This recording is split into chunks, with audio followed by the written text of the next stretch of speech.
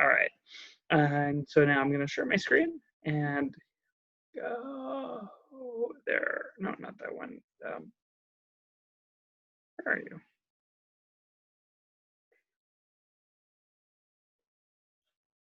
What is going on here? Hold on.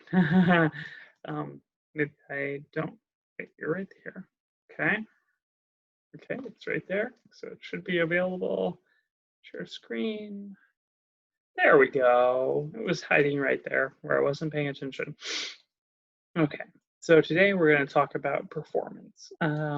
So I think the sort of conceptually the important thing to think about here is that this is sort of the opposite end of what we were talking about last week. So last we were talking about kind of setting things up for performance appraisal. That's kind of where we were going with job analysis. And now here we're going to talk about performance, both models. So we're going to talk about kind of like ways of thinking about performance, as well as management, which is mostly about how to assess or appraise performance. So we'll just kind of click along here and talk about what comes up. Oh, here we go. So one of the first things I want to do here is to just talk about, I want people, like, especially if you're going to go into the profession here, to be able to differentiate amongst these different terms that we use, particularly performance, and then to differentiate it from what in HR talk is sometimes called effectiveness versus what is sometimes called productivity. From my background as an industrial organizational psychologist, I want you to have some appreciation of what's called the Campbell model of performance. And I want you to know what the distinction is between typical and maximal performance. So those are some pretty core definitional issues. But then once we get into like really talking about performance is, like from the standpoint of like looking at it and talking about it, there's these other sort of important distinctions with task, contextual, and adaptive performance. You also want to be able to talk about what's sometimes called CWBs, or counterproductive work behaviors. And then just to be able to talk a little bit about what we sometimes in the business call criterion measurement, and then some fairly technical issues with criterion deficiency and contamination, and have some idea of what some other errors are. And we come back and we circle back to this really strongly talk about performance appraisal, those will be extremely relevant. So like the idea is it's just like those concepts will be sort of definitional at this point. But then when we come back later, then knowing what they are will be important, because as they stand, they're going to be just sort of abstract concepts. But then once we start talking about like how do you do this, like in the concrete, then deficiency and contamination are going to become really, or at least as far as I'm concerned, really important. And then finally, just like as a manager, like, so a large chunk of this is geared around towards like if you're a human resources professional who is not a manager, what are the sorts of things that you need to know? But then this last chunk is going to be geared around like, you are a manager. What do you need to know about this in order to get performance appraisal feedback to people? So there we go. So the first thing is just talk about the concept of job performance. And job performance is, well, it's a pretty central concept within human resource management, or industrial psychology, or even organizational psychology, and a few other like, well, management generally speaking.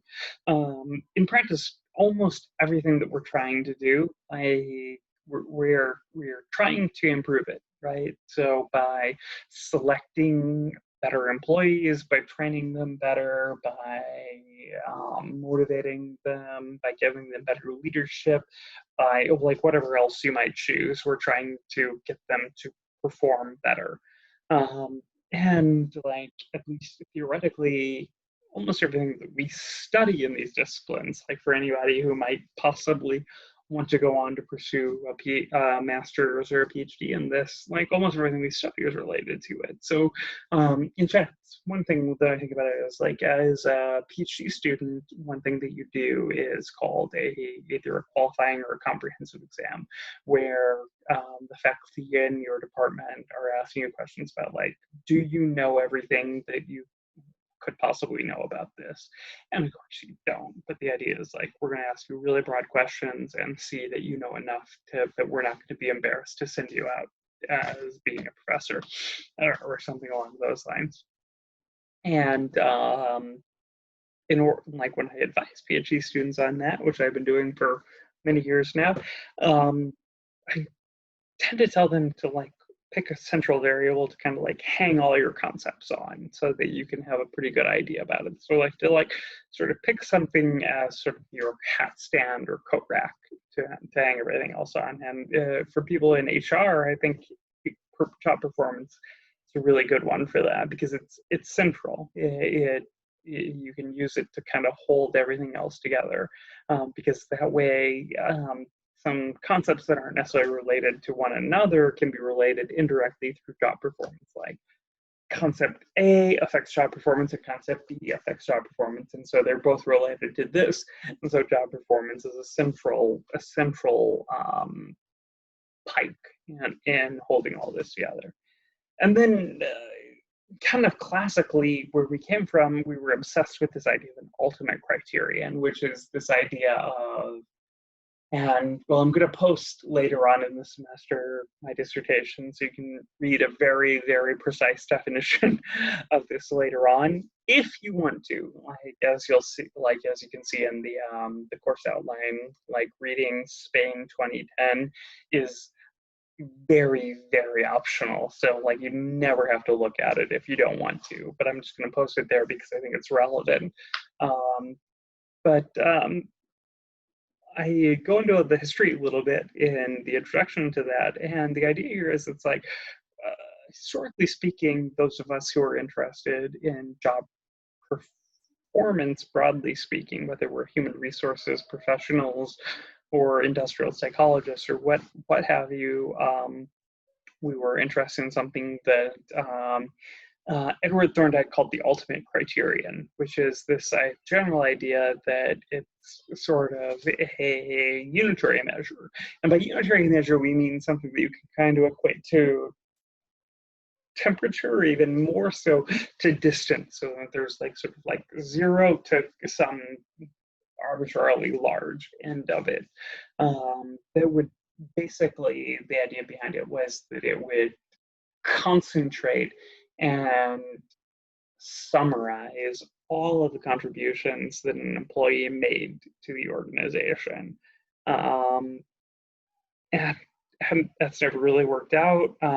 We've never found something in any organization that we call the ultimate criterion, but it's still there as sort of a conceptual thing. Like we want to think about like, what is, in terms of the effectiveness of the organization, what is the contribution that any individual employee makes at any given time, and that you can think of as their contribution to the ultimate criterion. In general, that's how we deal with, and we'll deal with that when we kind of talk about performance versus effectiveness in particular, and productivity more broadly. I think I really kind of got along this, but the main reason that there is no ultimate criterion is that job performance is not one thing. Like even like if you think about the simplest jobs, and this will probably come again, and especially those of you who took organizational behavior with me, and I know there's a few of you in here, you'll know my stories that I was a janitor and a substitute janitor. in my past. And even with something like that, your job isn't just one thing. Obviously, it's about how clean you leave the environment, but about how quickly you do it, how well you follow specific instructions. So one story that I have there is when I was a substitute janitor, I was cleaning a bank, and I was doing, as far as I would say, like in terms of cleaning and doing it quickly, I was doing a great job. But when I first entered, I did not enter the code correctly.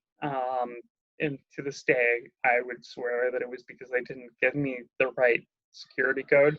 Um, but maybe it was my fault. But so like a bunch of police showed up at some point while I was doing my job, and we had to call my supervisor, who would come and say, hey, yeah, he's just working here and all of that. But so like all that's relevant to this.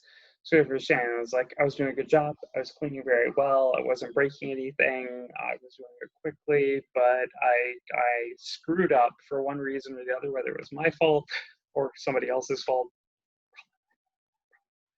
That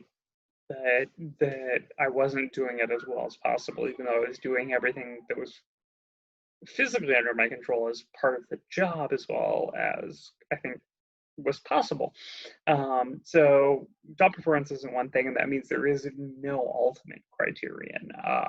Job performance has lots of factors to it, and to adequately measure or study it, we have to try to get all of that under control. So like the earliest things that people talk about, and this is historically true in terms of industrial organizational psychology and human resource management, is just quality versus quantity, which is the idea, like, and to an extent, people talked about this early on, like there's a trade-off between them. Like, and I think if you've ever worked in, well, I mean, if you've ever worked, you can kind of see this. There are some people who get the job done well, and there are some people who get the job done quickly, and there's some people who get the job done well and quickly, and there's some people who get the job done neither well nor quickly. And again, given my background and my interests, I tend to think of this in terms of the kitchen. Like you can chop an onion quickly and precisely, such that every chunk of your dice is very, very uniform, or you can cut it quickly and poorly, such that you're done very fast, but they're all like the dice that you produce is very, very inhomogeneous. Or you can cut it quickly, or you can cut it slowly, but very precisely. And then of course you can cut it slowly and unprecisely. So that's kind of what we're getting at there with this idea that that some things are um, um, oh, good. Hey, thanks everybody. You did a good job of answering each other's questions there. I just noticed. It took me a second to notice the flash there, but yeah, there's a problem with the slides. I wasn't able to access the upload while I was online, which I would normally do this before. So as soon as we're offline, I'm gonna try to upload the slides for people who are concerned about that, and especially since a few people joined after I probably said that. Just the slides will be up for this week, just not yet. So there you go. Hopefully the slides are quality or quantity, which would in this case be good, whereas they're a little slow, which would be in this term the low quality. It's we can kind of fight around those things.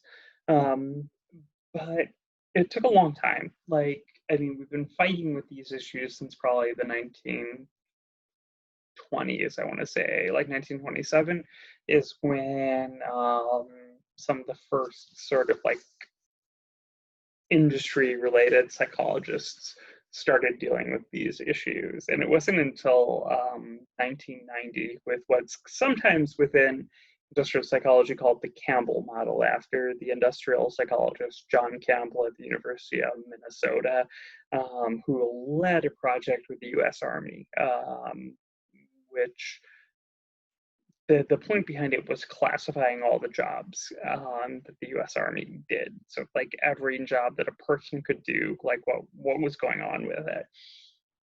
And as part of that, they created a model of jobs. So the Campbell model in 1990 was probably the first fully specified model of performance. And the idea behind that is just sort of, it's trying to get at, if you're on the job and you're doing something that is job related, whether it's good or bad. And I'm sorry, we had dinner, and it seems I made a chicken scallopini with some pesto and some cauliflower. I'm thinking the sulfuric acid compounds from the cauliflower are starting to work in my stomach a little bit. So if I need to take a moment, I apologize. But they're sitting there behind my breathing. So here we go.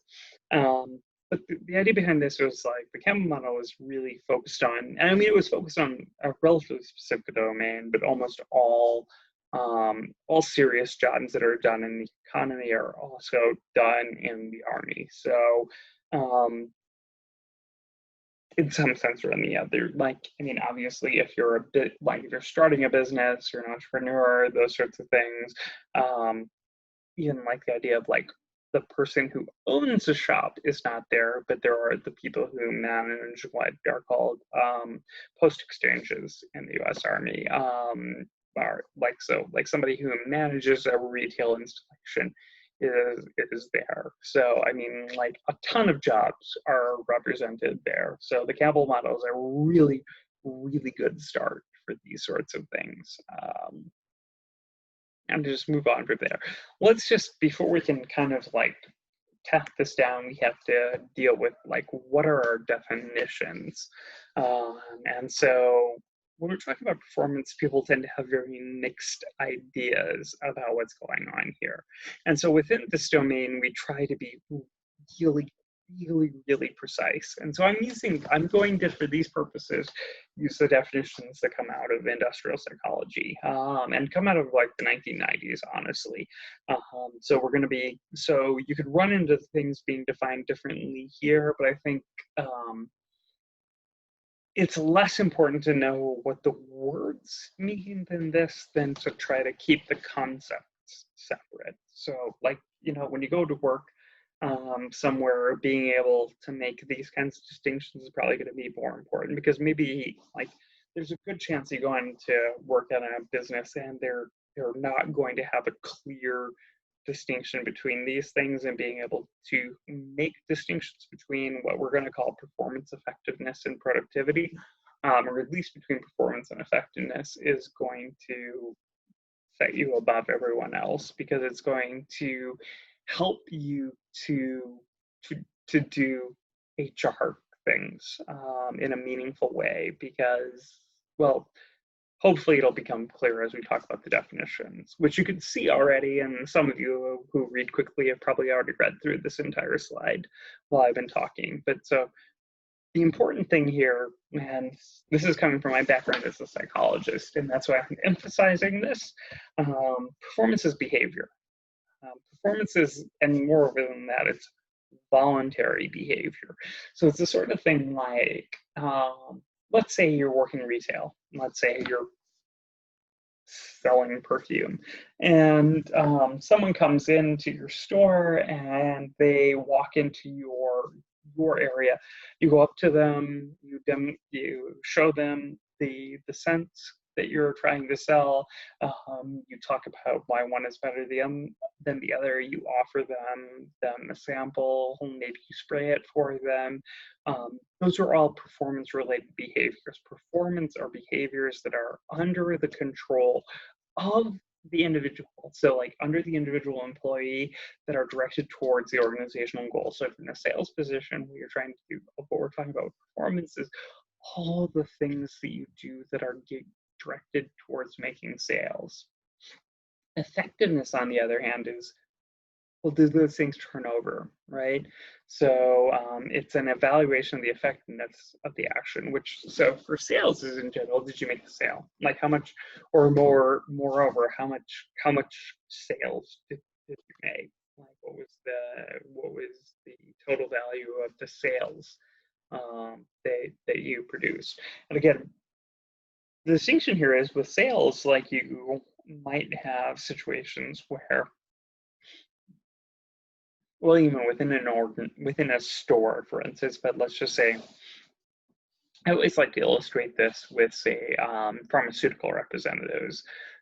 So let's say you have a territory and you have like your territory is covering very poor hospitals with not a lot of funding, not too many doctors, and all of those sorts of things, versus one of your peers who is covering a similar territory but has very well-funded hospitals with lots of doctors, with lots of funding, and those sorts of things. Like, you might be working harder. You might be doing more performance to get less sales than the other person. And so the other person's, every sale they make is more effective, because, well, or at least their average sale is more effective because they're turning over more merchandise. They're generating more revenue, whereas you're working harder to get less, perhaps. And so that's the difference between performance and behavior. And performance is the only thing that you as the employee directly have control over, because effectiveness has to do with, like, if you're in sales, what territory you're selling to, if you're manufacturing, what equipment you have access to. And it's similar, like, let's say you're a cook, like somebody who has like a really sharp knife and like a really good stove is going it's going to be easier to perform at a high level than someone who only has access to dull knives and cheap, poorly heating stove. Um, so like that's the distinction there is between performances. Like, you can both be doing like the same behaviors, but the person with better equipment is going to have better turnaround on it. They're going to produce more food, higher quality food, more sales, higher volume sales, higher cost effectiveness sales, whatever you want to call it. But the person with essentially the better equipment is going to have more effectiveness. Um, compared to the person with equivalent performance but poor materials. So performance is what you have control over. Effectiveness is the result of those performances. And again, both of those are important to organizations. Like, organizations care about your effectiveness, even though you don't have direct control over it. But they care about it. So and this kind of boils down again to performance in a sense that it's like, if we were to compare two people who were matched in terms of the material conditions in which they were operating as an organization, like, so they had equivalent, let's say, salespeople with sort of equivalent client sales routes, economic conditions that they were operating under, all of those sort of things. The person who sold more is the better performing employee, because again, if we've matched their effectiveness, the person who does better has better performance as far as we're concerned as an organization. Because if we match their effectiveness, the only thing that differs between them is in performance. And then productivity is a slightly different thing within this domain. Like within the economic domain, it's talked about very differently from this, so don't worry about it. And we're not really going to worry about this. I just wanted to define it for you, because this is a ratio. Because essentially you can think about this in terms of like how much as an organization we're investing in you for the return on that investment. So productivity is an input to output ratio from the standpoint of the organization, or an output to input ratio from the standpoint of the employee. So the idea is like, how much overhead do you cost? So like, again, if we have to store a lot of material for you to make your sales, because in order for you to make your sales, you have to have a quick turnaround on delivering the product versus like a more delayed turnaround. Well, if we have to do that, then you're less productive, right? Than somebody who can make the sale in the future. It's like, hey, do you want this thing? Hey, it's going to take 6 weeks versus you. Hey, do you want this thing? It's going to take 3 weeks, right? If you can only make that with the 3-week time frame versus someone who can make it with the 6-week time frame, the person with the 6-week time frame is more productive, because we as the organization invest less in overhead for you. Again, these are all complicated, and I would honestly not worry about productivity from this standpoint. I just wanted to define it for you, but you can kind of like flick that one out of your brain. What we really want to remember from this slide is performance versus effectiveness, which this really boils down to the idea that performance is based on behavior. Performance is what you do, whereas effectiveness is the effects that what you do have. So performance is walking up to someone at the store and engaging them, whereas effectiveness is actually making the sale. So let's say, boy, the cauliflower is really getting to me.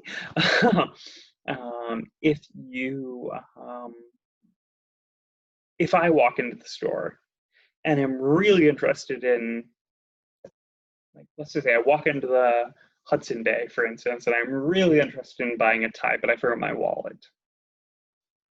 And somebody like a salesperson shows me all the ties, and they make a really good case for this one tie, like maybe the most expensive tie, and I'm really interested in buying it. I would just love to buy it, and then I go to buy it and realize I don't have my wallet. I don't have any cash or credit or debit or anything like this to buy it. That person is not making the sale. Like they made the sale. Like I as a customer was committed to buying it. So their performance was excellent.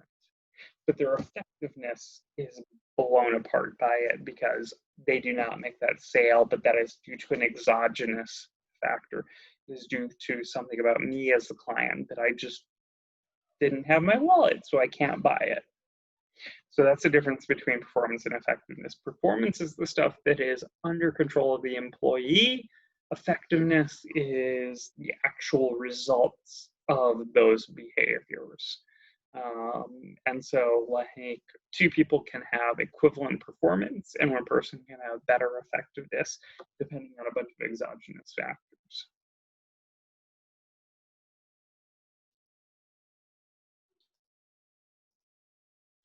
And so just as a quick basic model performance, I'm just going to illustrate the Campbell model, which is a multi-factor model of performance, which I've alluded to already today.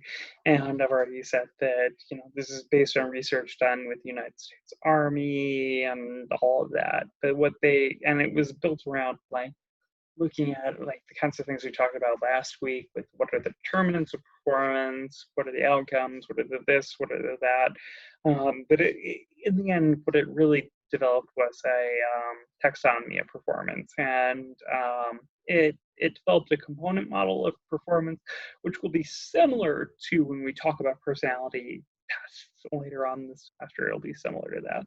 And so there are, within the Campbell model, there are 8 higher order components. Here we go. Here's what they are. Job specific task performance, so proficiency. And so that's just sort of like in your job in the organization, how well do you do it? So if you like have to like transcribe things and make copies, do you do that better than somebody else who does the same thing? If it's someone like me, if it's writing research papers and teaching classes, do you do that better than somebody else who has the same job classification specification versus non-job specific task proficiency, which is just sort of like, hey, you work in this building, this is what you have to do. And so like my general thought is whether I'm a secretary or professor, I have to make copies, right? And so like, do I do that well? Do I do that poorly? Do I do it efficiently? Do I not? That's the kind of idea behind non-job specific task proficiency is if you're in this organization, you probably have to do this set of things. Do you do them well? Whereas job specific task proficiency is about like, you have this specific job and these are the tasks that define that job. And you can see like based on that, this is very, very abstract in general.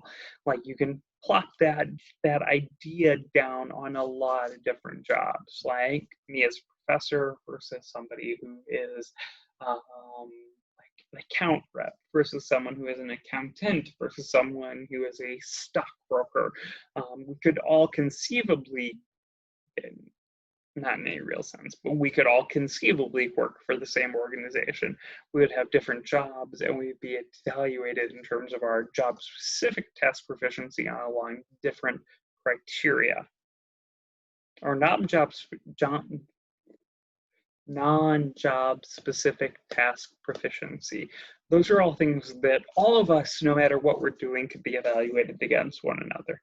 So like if there's somebody who is like, no matter what they're doing, like they could have like a senior VP, not that they'd be making their own copies, but like if they go in and they're always jamming up the copying machine because they're just incompetent in using it, they're worse at this than like your mailroom clerk who's able to do this very well. But to the extent that both jobs actually draw on that as something that they do, it's something general across jobs.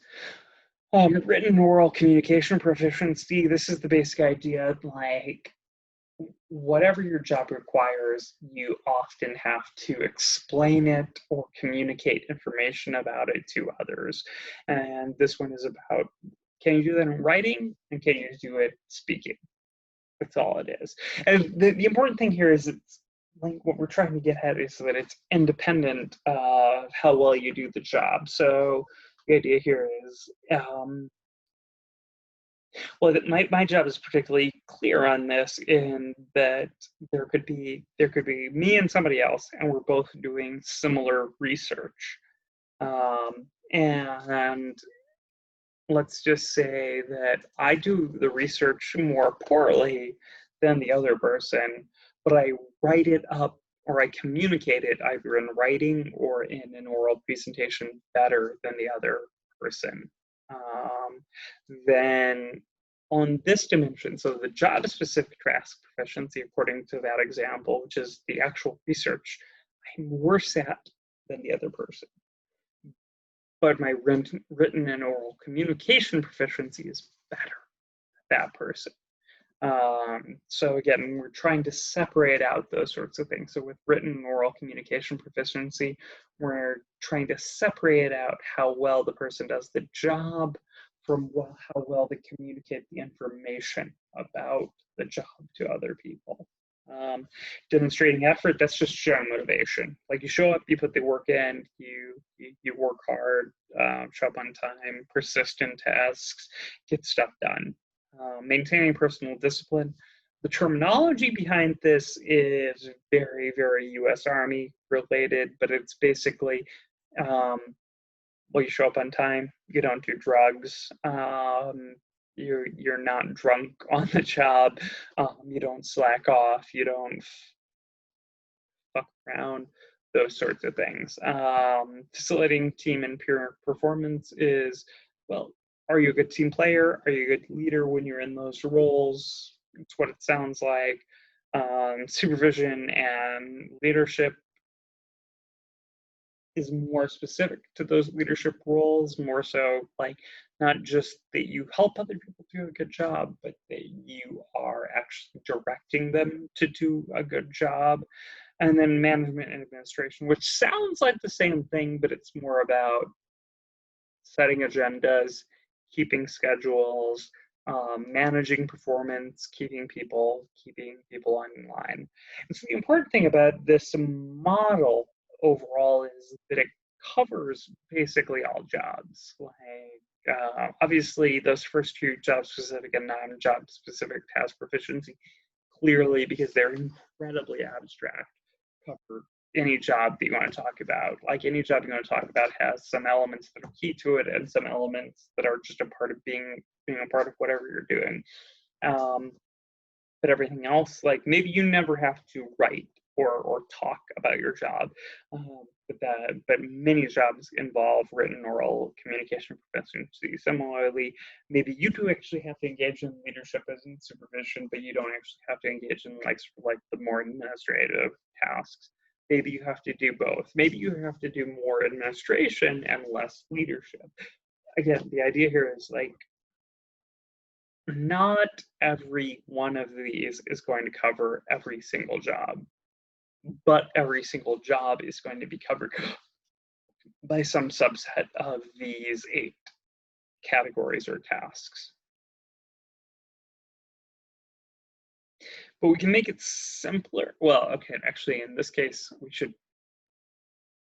this does make it simpler, but we can just kind of draw back a little bit. And that in general, like each one of those components, each one of those previous 8 categories that we talked about is determined individually by some combination of the following 3 things. And that is declarative knowledge. So what do you know about the job? Procedural knowledge or skill. So what do you know about how to do it? And motivation. Do you choose to do it? And again, I think like, although all this is there, like, so with my job as say a researcher, declarative knowledge is I know an awful lot about the psychology, like the facts about theories, and research and empirical evidence, in the domain of management theory. Procedural knowledge, I can do statistics. And motivational knowledge, well, I mean, for instance, like sometimes I really, really care about some piece of research that I'm doing, and sometimes I think that it's trivial and boring and I don't care about it. So I'll work on it when I have the time versus other times I really care about it, so I'll work on it. And the same sort of thing. Like my other example is cooking. Declarative knowledge, I know a lot of recipes. Procedural knowledge, I can cut vegetables and meat in a lot of different ways, and I know a lot of different techniques for like, I can actually saute, which like I can flip vegetables or whatever in the pan. And motivation, I usually like to cook for people like my friends and family, so I'm happy to do it. And those are the same sort of things, but each component in the job is determined to some extent by some combination of those 3 things. And that's the important thing, is it is a combination of those 3 things. Like sometimes people talk about, like if we talk about this in the realm of academics, people talk about like someone who's brilliant but doesn't succeed because they're lazy. And sometimes people think about this in terms of kind of like an interaction where it's like, oh, you're smart, but you're lazy, so you do poorly. So like they're like, you can take smarts and you have to modify it by motivation to succeed. But it's really like if you take 2 people who are equally smart and equally motivated, they'll do the same. And if you take 2 people who are equally smart, but one is more motivated than the other, they'll do. The smart person who is motivated will do better. If you take 2 people who are equally, or one person who is smart and one person who is motivated, they might do it equally as well as one another. So the basic idea here is that these sort of I want to be careful about saying they add up, but that you need each component to get performance. Like you need to have knowledge, skill, and motivation to get good performance out of people. So like you have to make sure, so like from a managerial standpoint, you need to know, like if you were a frontline supervisor, what you need to do is make sure that your subordinates know what to do that they're able to do it, and that they have a reason to do it. If you've got those things, you're doing your job as well as you can. Because there's nothing else really there that you have any control over. Because like with knowledge and skill, you can teach them. With motivation, you can provide incentives. You can encourage them. You can provide feedback. Those sorts of things that provide them with reasons to do the job. So you have, as a manager, you have some control over each one of these inputs. You don't have complete control over it. Like you can provide two different people the same incentive, and one person will respond better to it than the other person does. But if you provide no incentive, you're not doing anything to encourage performance, for instance. Predicting performance, according to this theory, all performance components are directly determined by declarative knowledge, procedural knowledge, or skill and motivation. And every other individual difference that we'll talk about here is only relevant, whether it's ability or personality or whatever, is only relevant to the degree to which it impacts the degree to which people have knowledge, skill, or motivation. So like someone who's smart has a lot of knowledge and skill. Someone who's conscientious is very motivated, for instance. Although those terms may make more sense to go on in the semester. Anyways, and all other factors are explicitly excluded. So like whether someone has bad equipment or slow coworkers, those don't matter because all we're looking at is kind of the performance side of things. We're just looking at like the things that the employee has control over. Hence, we're not looking at their effectiveness because that's dependent on external, like what economists call exogenous factors, things that are outside of the control of the employee. What they have control over is, did I invest in the skill? Did I invest in the knowledge? Am I motivated? Like, am I showing up and putting effort into it?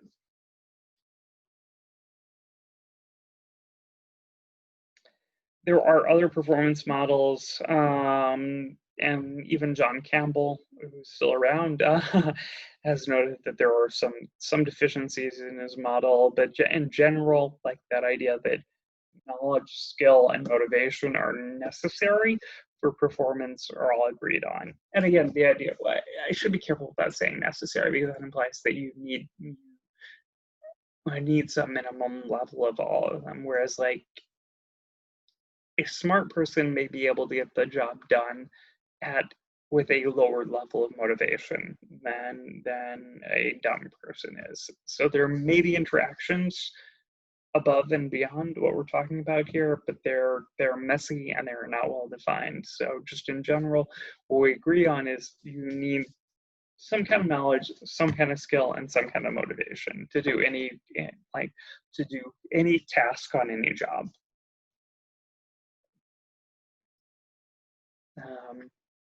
Another important thing to distinguish is typical versus maximal performance.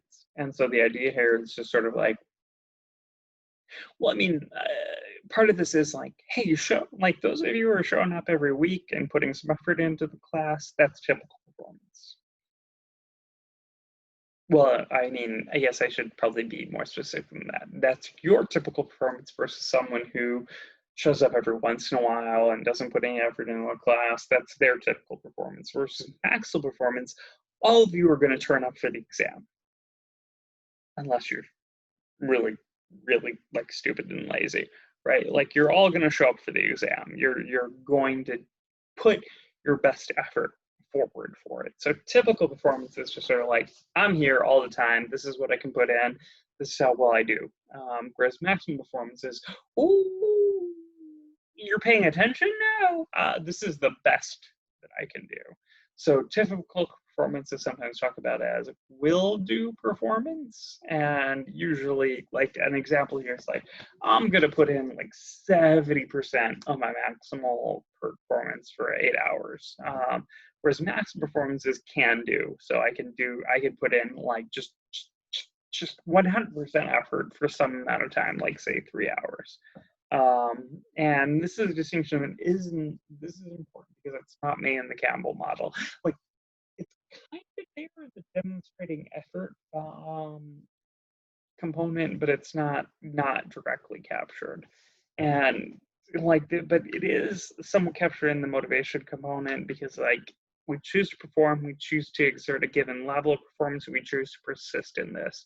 So maximal performance is I'm doing this, I'm going all out, and I am doing it as hard as I can for as long as I can.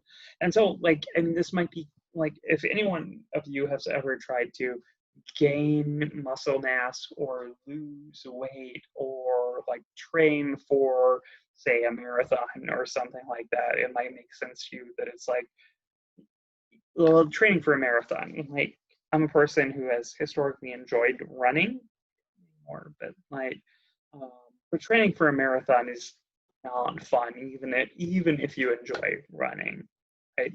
So my typical performance for running when I am in training might be, like 45 minutes a day, 6 days a week, or something like that. Whereas, like, if you're training for a marathon, it might be like that's your minimal performance one day a week, and then other days, like, you have to be like run 3 hours and you have to put in like this speed work and do this and do that and do all these other things.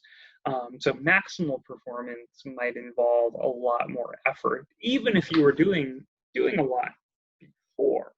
So like, and again, this is the thing, is this is an individual concept, so we're talking about a person's typical performance. So, and well, in fact, let's just go into the example and it might become clear. Paul Sackett and his colleagues, Sheldon Zedeck, and I forget the first name of Foley here, in 1988 did this thing called that we usually refer to as the supermarket study. So they discreetly monitored cashiers' speed and accuracy for 4 weeks, which we defined as their typical performance, and then developed a work sample test. So in this case, it was sort of like a shopper's, like standardized shopper's basket for them to scan as a measure of speed and accuracy, which was their maximum performance. What we found here, and everything here is in terms of correlation, is the week-to-week correlation was very high. So if we're looking at their typical performance, good performers are good performers, bad performers are bad performers, and that's pretty consistent. Like, might be some bounce around, but in general, if you did good one week, you're good the next week. If you did bad one week, you're bad the next week. Typical maximal performance, on the other hand, so the basic idea here is like somebody who performed really well across those 4 weeks on average did not necessarily do well in the speed test. So they may not, like, when we force them to be fast and accurate, they may not be good. So maybe, and again, here could be behind a lot of things, like maybe the people who are really good at typical performance are slow, beep, beep, beep. Maybe they're fast but very precise. But my guess is because there's this difference between typical and maximal, like there's probably a difference in performance. And again, this is something that people talk about and versus, like, say, home cooks versus professional kitchens. Like, if you're in a professional kitchen, you need good technique cutting vegetables because you need to be able to blast through like 20 pounds of onions and in a short amount of time. Whereas if you're just working at home, maybe you need to cut up one onion a day, if that. So you don't need to be so precise at being fast. You can be slow and precise, or you can be fast and precise. You can be fast and sloppy. So those things none of those things necessarily go together. And so hence the typical to maximal performance correlation is pretty weak, because some people are very methodical and are able to do things very well. Some people are able to do things very well very fast, and some people screw up when they try to go fast. And some people screw up when they even when they're going slow. So you can kind of think about that as like people who are fast and methodical and get things done, people who are slow, slow and methodical and get things done, and the people who are fast to screw things up, and people who are slow and screw things up. And so you kind of have those 4 quadrants, and that there's not perfect overlap over them, especially on this like the fast versus slow and getting things right domain. And similarly, like when we measure cognitive ability to maximum performance, there's not a great but a decent correlation. So like if we give you an intelligence test and we measure your maximum performance, it's predictive. Like so we can see basically we can predict whether if you're going really fast or you're going to screw up here. Okay, like if you're quote unquote smart according to an intelligence test, if we're like putting you under stress and making you go really really fast, you're going to screw up less. Again, it's still not a great correlation. 0.21, that's modest. It's saying like people who are smarter are better at this, but they're on average only a little bit better. Whereas cognitive ability, typical performance is nothing, like absolutely zero. So like if we just like take someone like a really smart person and put them on a grocery store line, like this is, maybe they'll do well, maybe they'll do poorly. I mean, as we take someone who's quote unquote very dumb according to the cognitive ability test and put them on the line, maybe they'll do really well, maybe they'll do really poorly. There's zero correlation between this, like, and your day-to-day performance on this particular domain. I think that's important because when we talk about cognitive ability, we'll see that, like, as far as we go, it is the best predictor we have for job performance. But this is something to keep in mind that for typical performance, maybe it doesn't do much in a lot of jobs. So that's worth keeping in mind. So just keep it at the back. And I would really hope to have questions about this when we talk about cognitive ability. I think it's next week, but maybe it's in 2 weeks. Just so that people know to ask questions about it when they have a little bit more background. Like right now, maybe this doesn't mean anything, and that's fine. But if you have questions, feel free to ask them at close to any time. Got about half an hour left before I need to sign off of the video portion. But again, I'm always like I will always be available on Moodle until 8:15. But it's now 7:15, and so I need to sign off at 7:45 from the live interactive portion. But I will still be interactive after I do that up until the end of class period, which is 8:15.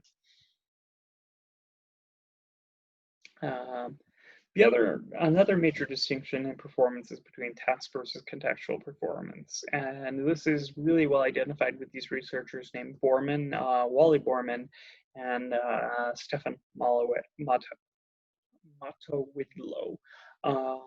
And they basically propose that there are these sort of 2 broad classes of job performance.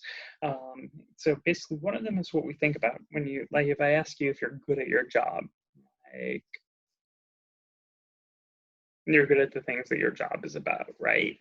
So if you ask me, it's like, yeah, I'm okay at teaching. I'm really good at statistics. I can write okay. I show up for meetings. I'm pretty good at the core tasks of my job. Whereas contextual performance is I help other people out. If people ask me questions, I help them out. For my job in particular, it's like I support Concordia, and I will talk about like the good things about this organization to other people outside of it.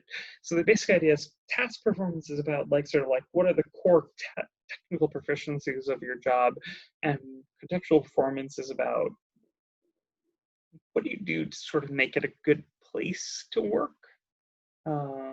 What do you do to support other people within your work environment? How do you help them out, support them, those sorts of things? That's what it's all about.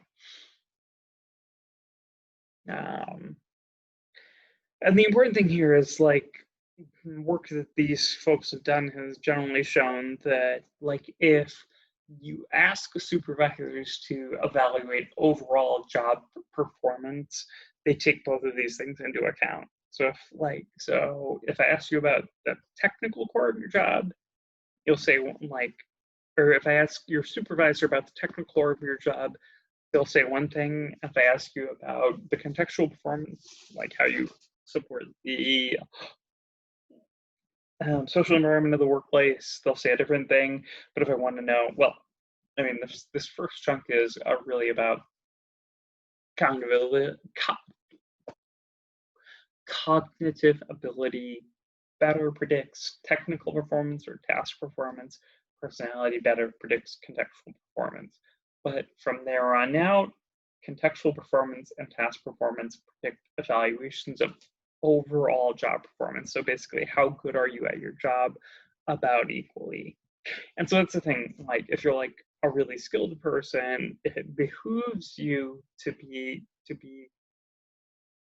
helpful and present and useful to the people around you, because your boss will probably think that you're a better employee than someone who is equally skilled who doesn't do those things. Whereas if you're like a really helpful employee, that's good. If you're not technically skilled, like that will make up for some of it, but it's not interactive. So it's like it's best to be technically skilled and helpful at your work, whereas like being one versus the other, it actually doesn't appear to be tremendously better to be technically skilled or helpful. They both contribute. They don't contribute equally. So like again, if you can only invest in one, technical skill is probably, at least in the short term, the better thing to do.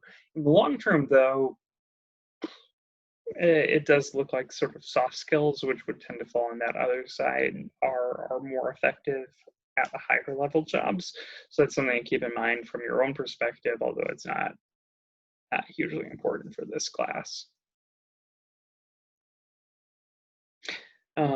You'll also sometimes hear people refer to what I've just called contextual performance as organizational citizenship behaviors. It's all the same thing. Like all of this, and like that's pretty much agreed upon at this point. What we're talking about is helping coworkers, being a cheerleader for your organization, doing extra work without being asked or when you're asked, and showing enthusiasm for your work. Like those are the big deals here. There's also a dark side to performance. So people misbehave at work, and sometimes we call this workplace deviance, which has a really well-defined definition, which is voluntary behavior that violates workplace norms, and in so doing violates the well-being of the organization, its members, or both. So basically, these are things that you do at work that either harm the organization you work for or your coworkers. It's probably more well accepted now. They like things that you do at work that harm the environment in some way, shape, or form are also relevant here. I think I popped over that. I popped back. Yep.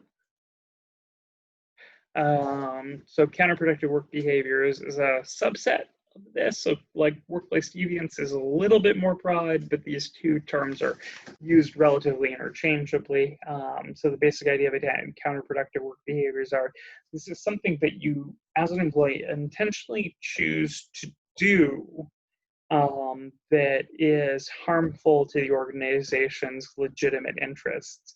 And that legitimate interest part is really included in the definition, where the idea is like, let's say your organization is illegally dumping toxic waste in a protected marshland or something along those lines.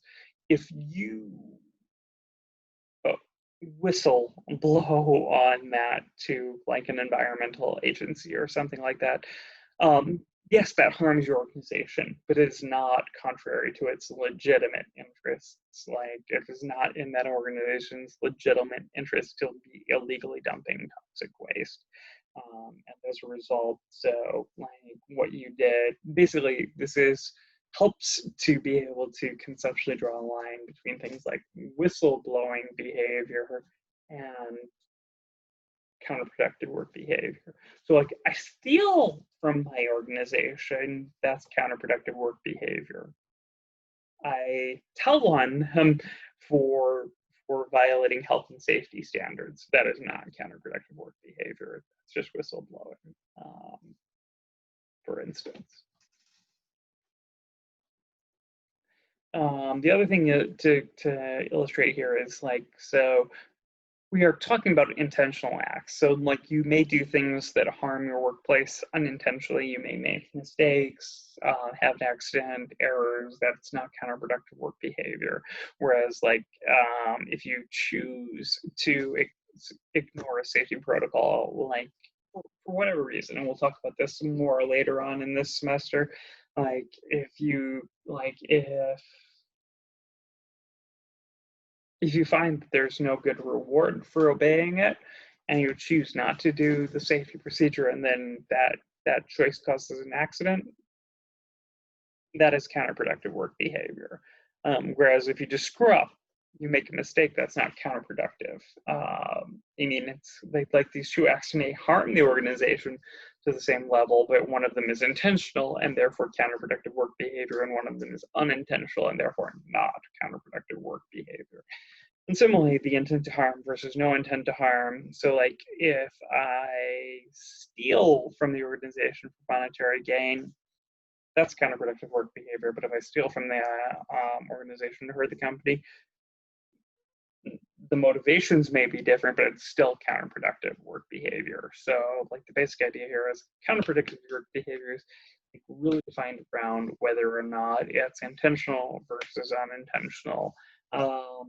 You could make some distinctions, like I could ignore, like if I wanted, like let's say I'm a supervisor and I wanted my employees to get hurt for some reason because I'm a sadist, for instance, then I have intent to harm them by ignoring safety protocols, and that makes that counterproductive. Versus if I unintentionally violate safety standards because of company policy, that may not be counterproductive work behavior. I'm doing what the organization wants, even though it harms the organization, and I'm doing it for well-motivated reasons, as opposed to because I'm trying to harm the organization. So this stuff, like in terms of the motivation and classification, it's a little messier, but that's okay. That's okay. Just like what you really want to know is that definition on the previous slide, which is very much this part, like intentional behavior on the part of an organizational member, so that means an employee, viewed by the organization as contrary to its legitimate interests, which again, legitimate interests excludes whistleblowing and a bunch of other sorts of things that fall under that basic category. Counterproductive work behavior, there are lots of examples, like poor attendance, poor quality work, taking lots of breaks, like an unnecessarily large number of breaks, sabotaging, say, machinery or other employees, stealing from the organization, or alcohol and drug use or misuse or abuse on the job are all examples of counterproductive work behavior. And then like there's this two-dimensional definition of this, and again, I'm not going to go into a huge amount of detail here, so I'm going to post the slides after this, but the basic idea is like, is it minor versus major? And is it directed at individuals in the organization or the organization? And so I think like that second part is the most important here, because what we're really, really interested in with this is, are we looking at something that hurts, you say, other people in the organization, but doesn't hurt the organization, versus hurts the organization but doesn't hurt other people? And this is where that kind of like idea of around sort of whistleblowing behavior comes into play, because that hurts the organization, but it doesn't hurt anybody else. But again, we don't consider it counterproductive work behavior because I mean, if your job is dumping toxic waste into the water supply for your hometown, that's not a good thing. They shouldn't be doing that. That is not a legitimate interest.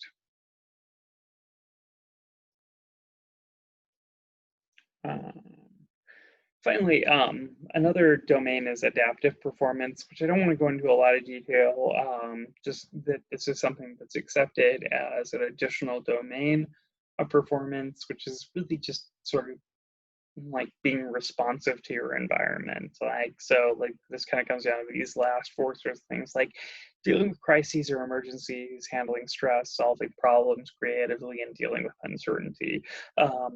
You could see this as being just sort of a way of doing everything else or as its own separate domain. And in general, like people have accepted it as being sort of its own separate domain.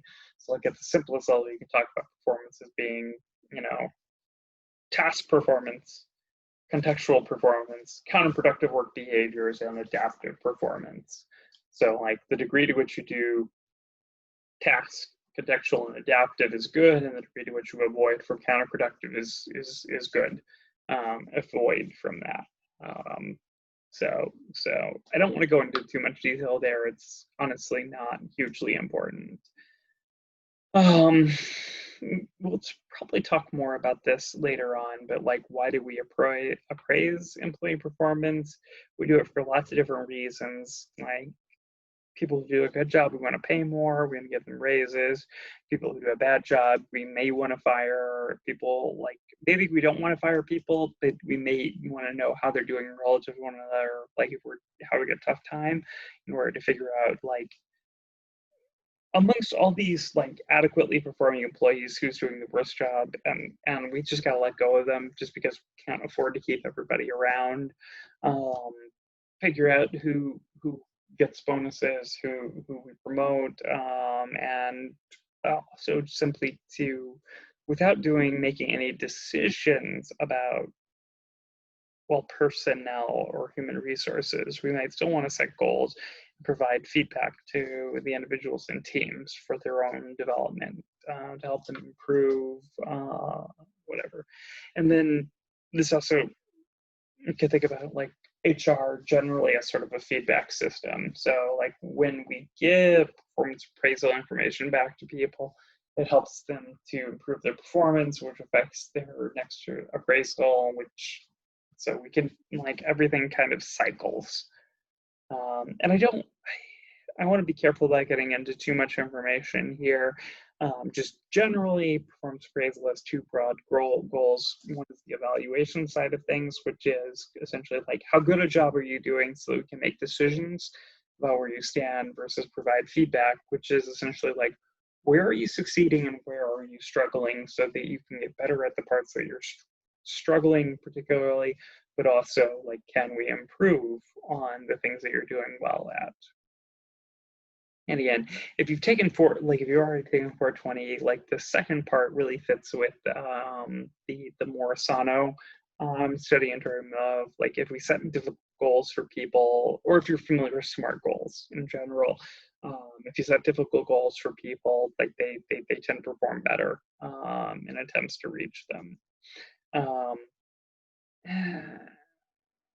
Let's not worry about that. Like, I'm not gonna worry about that previous part. Just the one thing is, like, in terms of like when we do appraisal, especially for the evaluation side of things, we need to worry about criterion contamination and criterion deficiency, which is the sense like, criterion contamination is when I know irrelevant things about you and it affects my judgment of you. So let's say I'm your boss, I helped hire you, and I know that you have like an unusually high GPA, and so I think you're really smart, and so therefore, like, every piece of work you do, I evaluate better than I would otherwise.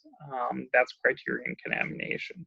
Criterion deficiency, on the other hand, is when we're trying to measure performance, but we're missing some major part of it. So like, with reference to what we've already talked about, like, let's say we have a really good precise measure of task performance, we've completely ignored contextual performance. So we can know nothing about the sort of social things that you do to try to help support the environment at work.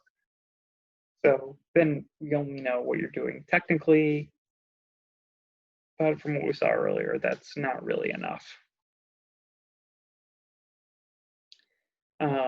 We can use subjective measures, which are things that don't depend on anyone's judgment. So production data like sales or HR data like absences are good measures of those. They're not really performance, they're just sort of, well, sales is an effectiveness measure. Attendance, well, you have to attend in order to perform, but it's not all there is. So again, like all of these are generally better measures of effectiveness, which organizations care about. So like, I'm not saying don't measure effectiveness, but if you're concerned about performance and maximizing it, effectiveness is not what you want to look at. You know what? This is not that important because almost no organization outside the military uses it, but it's just like, we can give you tests. Like the example here is, well, at the end of a training program, we might give you a test. And if you do well enough on it, you get to move on. And if you don't, you have to keep going through training until you do well enough. The other thing is, like within the context of the military, for instance, like an example here is, people have to put on nuclear, biological, and NBC, nuclear, biological, and chemical containment suits, right? Like that's a thing that you might have to do. So there are tests for like how thorough, how quickly, efficiently, and accurately you can put on those containment suits.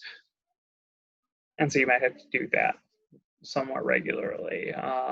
And so this kind of comes back to like that measure of maximal performance in the supermarket study that I talked about earlier. Most measures of performance are judgmental, which means like we tend to ask people's supervisor about how well they do, but it can be done by other people. So in general, there are lots of different ways of doing this. The most basic is simple behavioral scales, which is based on the tasks obtained from job analysis. Supervisor rates employees on those critical tasks, basically saying like they did a good job, they did an average job, they did a bad job. But supervisors of the same job may disagree about what the same scale means. So like, if we have two different, let's just say we have two different supervisors rating the same person, which that doesn't happen often, but it does happen. They might both be objectively rating the person, but one says this person is average, one person says they're superior based on irrelevant criteria. With behaviorally anchored rating scales, this is better than the last.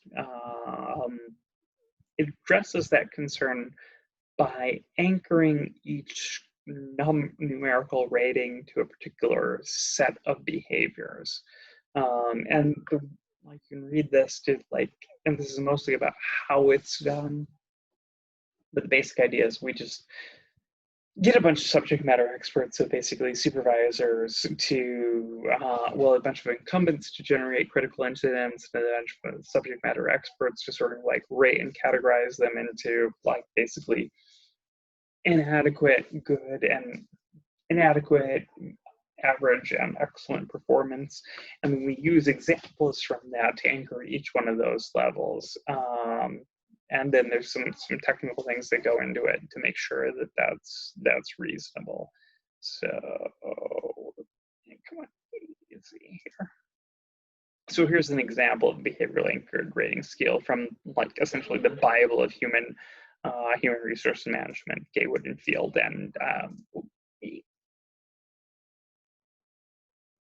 and mine's from the 2001 edition. There's a more recent one, but The dimension is interacting with customers. So 7, so an exemplary performance is an employee can be expected to smile, greet a regular customer by name as he or she approaches and ask how specific family members are doing. 5, so adequate performances, employee can be expected to smile and ask to be of service. 3, so somewhat weak performance, employee can be expected to greet the customer by grunting or hissing. And 1, employee can be expected to remain silent if the customer waves money or yells loudly. This part is not incredibly relevant, so I'm not going to go into detail. You'll see it when I post it. The last thing to seriously talk about here is probably 360-degree feedback, which is an important tool for development that is frequently used in organizations. So an employee's performance is rated by multiple sources, whether the supervisor, subordinates, coworkers, customers, clients, whatever. They're rated in a coherent way, so you compare them all to one another. But the one thing that's noted, should never be used for performance appraisal because there's not good agreement even amongst sources, let alone between them. So your customers may love you and your supervisors may hate you. Your coworkers may hate you and your subordinates may love you. So there's a lot of things that can go on there. So this is really designed like 360-degree feedback, though it is used for personnel decision making sometimes. It's designed for development, and that's what it should be used for. Because not all the groups make equivalent ratings, and they don't necessarily show good agreement within groups. I think I'm not worried about so much about training raters, but I will talk just a moment about biases in ratings. Like when people are doing performance evaluations, there are several problems that they show. Leniency probably being the most significant. So some supervisors are very lax on their employees and they rate them all on average very highly. So like you might be a bad employee, but I'm a lenient supervisor, so I could give you a good performance evaluation. Severity is the other way around. It's like you may do an okay job, but I give you a really bad rating. So you can think about this as like you did a good job, you got a bad grade. Central tendency is like when the supervisor just says everybody did okay, like everybody did about the mean. And then halo horns is this other consideration where it's like for a particular employee, for whatever reason, I think that they did one thing well, so I think they did everything well. Or I think they did one thing badly, so I think they did everything badly. So halo, one thing good, everything good. Horns, one thing bad, everything bad. So like halo horns is about particular employees, whereas leniency, severity, and central tendency are about your, like as a supervisor, your whole team. So like if I'm a lenient supervisor, I said everybody did pretty well. If I'm a severe supervisor, I said everybody did badly. If I'm a supervisor suffering from central tendency, I said everybody did okay. Whereas if I'm a supervisor who like has a halo bias for one employee, I said they did great at everything, even if they did okay, great at some things, okay at some other things, and kind of badly at some other things. But that's for one employee. So halo horns is about one employee. Leniency, severity, and central tendency are about your subordinates overall.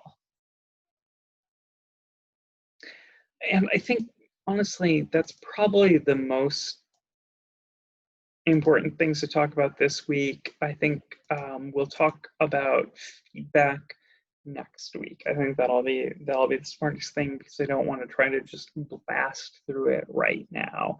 So we'll deal with that next week. And like I said, I'm going to sign off now just because I hear my kids trying to go to bed right now, but I'll be available on Moodle if you have questions, until 8:15. So don't worry about that. Oh yeah, I see some questions here. Okay, no problem. Everybody have a good evening.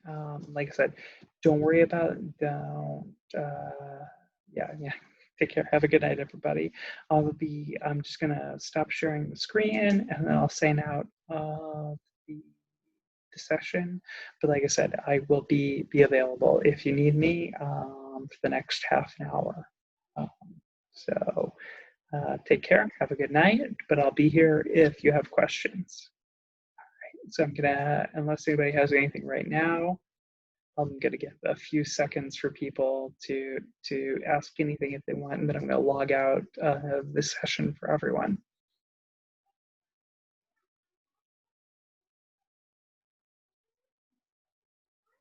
Okay. All right. It seems like nobody has questions here, so I'll just be available on Moodle if anybody does. All right, take care. Have a good night. Thank and you. no problem. I'll see you next week. Oh, wait. Here